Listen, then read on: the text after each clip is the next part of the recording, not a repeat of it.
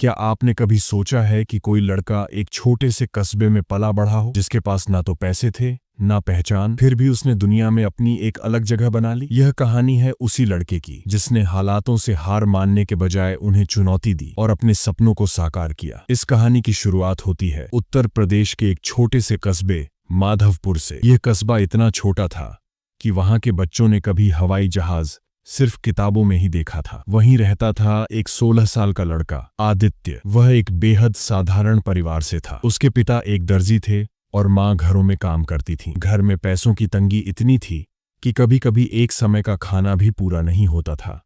लेकिन आदित्य का सपना बड़ा था। वह एक सॉफ्टवेयर इंजीनियर बनना चाहता था। लोग हंसते थे, कहते थे, तू तो ठीक से अंग्रेजी भी नहीं बोल सकता, इंजीनियर बनेगा। लेकिन आदित्य के कानों तक सिर्फ अपने सपनों की आवाज पहुंचती थी। वह जानता था कि रास्ता लंबा और कठिन होगा, लेकिन उसके इरादे उससे भी मजबूत थे। आदित्य के पास किताबें खरीदने के पैसे नहीं थे, तो वह शहर के पुराने पेपर और कबाड़ी से किताबें इकट्ठा करता था। उसने YouTube से फ्री वीडियो देखकर कोडिंग सीखनी शुरू की।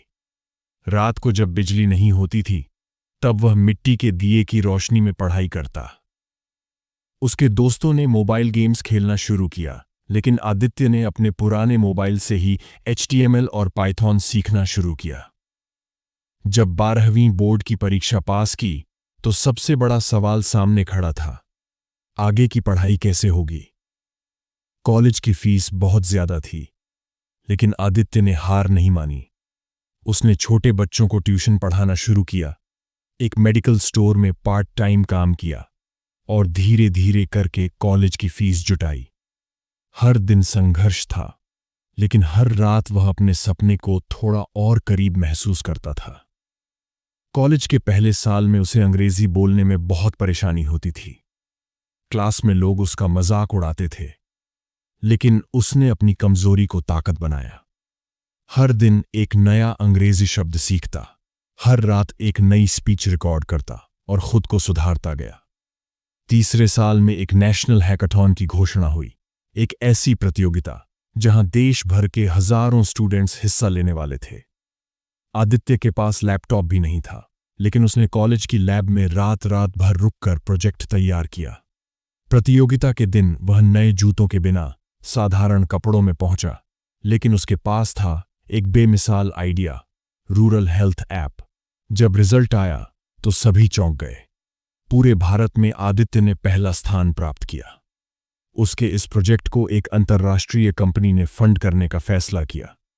उसे अमेरिका में एक टेक कॉन्फ्रेंस में बुलाया गया और वह अपने गांव का पहला लड़का बना जो विदेश गया। आज आदित्य एक सफल सॉफ्टवेयर डेवलपर है।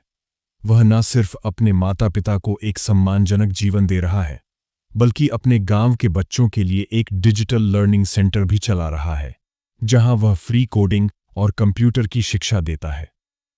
आदित्य की कहानी हमें यह सिखाती है कि सपने शहर देखकर नहीं, सोचकर पूरे होते हैं। परिस्थितियां चाहे जितनी भी कठिन हों, अगर इरादा मजबूत हो तो कोई भी सपना अधूरा नहीं रहता।